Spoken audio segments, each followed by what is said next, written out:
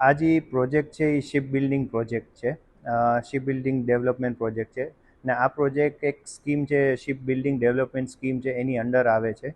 ને આ પ્રોજેક્ટ આપણે કુચરી પોરબંદર ગામમાં 2000 એકર ઓફ લેન્ડ આના ટુ એલોકેટ કર્યું છે ગવર્મેન્ટને. આનાથી ઉત્પાદન થશે 1.2 to 1.5 મિલિયન ગ્રોસ ટનનું ઉત્પાદન પર યર થાય એમ છે, શક્યતા છે. એટલે ગવર્મેન્ટે જે આ પ્લાન કર્યું છે પ્રોજેક્ટ, એ આ પ્રોડક્શન કેપેસિટીના હિસાબે પ્લાન કર્યો છે અત્યારના. શિપ બિલ્ડિંગ એટલે જે આપણે અહીંથી એક્સપોર્ટ કરવા હતું, કાર્ગો મૂવમેન્ટ કરવા હતું જે શિપ જોઈએ છે, એની અંદર જે આપણે કન્ટેનર મૂવમેન્ટ કરીએ છીએ, યા બલ્ક કાર્ગો પણ તમે આપણે અહીંયા પોરબંદરમાં જે બલ્ક કાર્ગો પણ થાય છે એ પણ એક શિપમાં જ મૂવમેન્ટ થાય છે. તો એ ટાઈપની શિપ જે મોટી સ્કેલમાં હોય છે, જેમાં 40,000 50,000 એવા કન્ટેનર મૂવમેન્ટ કરે છે ઇન્ડિયા ગમે પોર્ટમાંથી, જેમ આપણે મુન્દ્રા પોર્ટ છે, પીપાઓ પોર્ટ અત્યારે ગુજરાતમાં છે, ત્યાંથી જે મૂવમેન્ટ કરે છે શિપમાં. સેમ આપણા પોરબંદરમાંથી પણ હવે જે પોસિબિલિટી અત્યારના ગવર્મેન્ટ જોઈ છે કે અહીંથી પણ આપણે પોરબંદરથી પણ આ મૂવમેન્ટ કરી શકીએ. તો શું છે કે ઇકોનોમિક જનરેશન થાય, પોરબંદરનું ઓવરઓલ ડેવલપમેન્ટ થાય એમ છે. આનાથી ફાયદો ઘણા પ્રકારના ફાયદા થાય એમ છે. જેમ ટ્રેનિંગ સેન્ટર્સ એક નવા ડેવલપ થઈ જાય તો શું છે કે જે લોકલ પબ્લિક છે એને ટ્રેનિંગ મળી શકે, ને એનાથી શું છે કે એની એમ્પ્લોયમેન્ટ જનરેશન વધી શકે. એની પેઇંગ સ્કેલ જે અત્યારના 15-20 હજાર મળતું હશે, એ સમજી લે તમે 50,000 થી 1,00,000 સ્કેલ મળી શકે એમ છે પેમેન્ટની. તો એક આ ફાયદો થયો છે. પછી ફાયદો બીજા એન્સિલરી બિઝનેસમાં જેમ ફેબ્રિકેશન ઇન્ડસ્ટ્રી હોય છે, પેઇન્ટ ઇન્ડસ્ટ્રી હોય છે, યા ઇલેક્ટ્રિકલ ઇક્વિપમેન્ટ હોય છે, મરીનના જે ઇક્વિપમેન્ટ જે મેન્યુફેક્ચર અહીંયા લોકલી જે એમએસએમઈ નાના નાના ઉદ્યોગ કરતા હશે, આ લોકો પણ એક કાઇન્ડ ઓફ અ સપ્લાયર બની શકે આ શિપ બિલ્ડિંગમાં.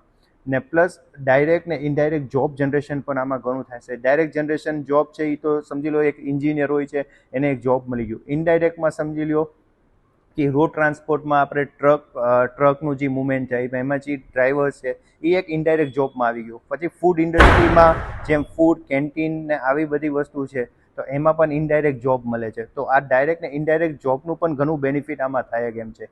તો ઓવરઓલ આખી ઇકોસિસ્ટમ જે પોરબંદરની છે એ આનાથી 10-15 વર્ષ પછી આપણે જોશું તો એમાં ઘણો ફેરફાર જોવા મળી શકે એમ છે. અગર આ ગવર્મેન્ટે જે પ્લાન કર્યું છે એ પ્લાનના હિસાબે આ એક એસ્ટેબ્લિશ થઈ જાય અને વહેલીસરથી ચાલુ થઈ જાય તો આપણે સમજી લો કે જે 15 વર્ષની જગ્યાએ 10 વર્ષમાં પણ આપણે આ ડેવલપમેન્ટ પોરબંદરમાં જોઈ શકીએ એમ છે. આમાં ભેગું એક પ્રોજેક્ટ હજી મારા ધ્યાનમાં આવ્યું છે કે સમજી લો આપણે જે કન્ટેનર મૂવમેન્ટ કરીએ છીએ, આ કન્ટેનર આપણે શિપ બિલ્ડિંગ તો મેન્યુફેક્ચરિંગ કરશે, વાય નોટ આપણે કન્ટેનર પણ અહીંયા પોરબંદરમાં મેન્યુફેક્ચર કરીએ તો શું છે કે આપણે એમાં આખા કોસ્ટલ બેલ્ટ જ છે આપણી સીફૂડ ઇન્ડસ્ટ્રી. તો સીફૂડ ઇન્ડસ્ટ્રીમાં અત્યારના પોરબંદર, માંગરોળ, વેરાવળ ઓલમોસ્ટ 50,000ની વધારે કન્ટેનરનું મૂવમેન્ટ આખા વર્ષમાં થાય એમ છે. તો આટલી રિક્વાયરમેન્ટ અમને પણ છે. તો અહીંયા આપણે કન્ટેનર જે રેફ્રિજરેશન કન્ટેનર છે, પછી ડ્રાય કાર્ગો મૂવમેન્ટના કન્ટેનર છે, તો આ પણ એક કાઇન્ડ ઓફ ઓપોર્ચ્યુનિટી છે ને એ પણ અહીંયા મેન્યુફેક્ચરનું થઈ શકે એમ છે પોસિબિલિટી. તો આ પણ એક ગવર્મેન્ટને એની ઉપર થોડુંક ધ્યાન રાખવું જરૂરી છે અને થોડુંક ફોકસ રાખે તો વધારે સારું. Thank you. જે સૈદ્ધાંતિક મજૂરી મેગા પ્રોજેક્ટને મળી છે ને શિપ બિલ્ડિંગને, એ તો મંજૂરી મળી ગઈ. એના માટે તો જો કદાચ વહેલામાં વહેલી તકે એ શરૂ થઈ જાય ને તો પોરબંદરને તો વિકાસને વેગ મળવાનો જ છે. અને ફર્નિચર પાર્કની પણ જે જગ્યા જોવા માટેની પણ ઓલી વખતે વાત થઈ કે બધા જગ્યા બી જોવા ગયા હતા, એક પાર્કની જગ્યા નક્કી થઈ ગઈ છે. તો એની બી પ્રોસિજર કદાચ મને એમ છે વહેલામાં વહેલી તકે થશે, કારણ કે સર્વે ચાલુ છે, પણ વહેલામાં વહેલી તકે થાય એવું આપણે ઈચ્છીએ છીએ. અને શિપ બિલ્ડિંગ યાર્ડ છે ને એ આપણે જો કમ્પેર કરીએ ને તો ભાવનગરનું જે શિપ બ્રેકિંગ યાર્ડ છે એ ગુજરાતની અંદર સારામાં સારી રોજીરોટી ભાવનગરને આપે છે. અહીંથી માલ ઘણો બધો બહાર બી જાય છે બીજા સ્ટેટમાં. અને જો બિલ્ડિંગ યાર્ડ આપણા પોરબંદરમાં બને તો એના માટે નવી ઘણી વસ્તુની જરૂર પડે. તો પોરબંદરના એન્જિનિયરિંગ ઉદ્યોગ, ફેબ્રિકેટર્સ, પેન્ટર, ટૂંકમાં બધા વર્ગને રોજીરોટી મળી શકે. જેમ કે દાખલા તરીકે એક વ્યક્તિને રાશનથી માંડીને બધું જોતું હોય, એમ દાખલા બિલ્ડિંગ બનતા હોય એમ આ યાર્ડ બને તો બ્રેકિંગ માટે એન્જિનિયરિંગની એટલી બધી મોટી સંભાવના છે, એટલી બધી રોજીરોટીની સંભાવના છે. તો અમે તો હું એક ઉદ્યોગપતિ તરીકે એમ જ કહેવા માંગુ કે વહેલામાં વહેલું થાય, મોડું થાય તો એનો કોઈ મિનિંગ નથી. પણ 2047નો જે વિકસિત ભારતનું જે પીએમ સાહેબ નરેન્દ્ર મોદી સાહેબનું જે વિઝન છે, અને આપણા સાંસદ સભ્ય અને ધારાસભ્ય જે કેબિનેટ મિનિસ્ટર છે અને જે રીતે પ્રયત્નો કરી રહ્યા છે, એટલે મને નથી લાગતું કે બહુ મોડું આમાં થાય. મંજૂરી મળી છે તો કદાચ બધી વહેલીમાં વહેલી પ્રોસિજર થઈ શકે. આમાં પબ્લિક અને પ્રાઇવેટ બંને પાર્ટનરો લાભ લઈ શકે એમ છે.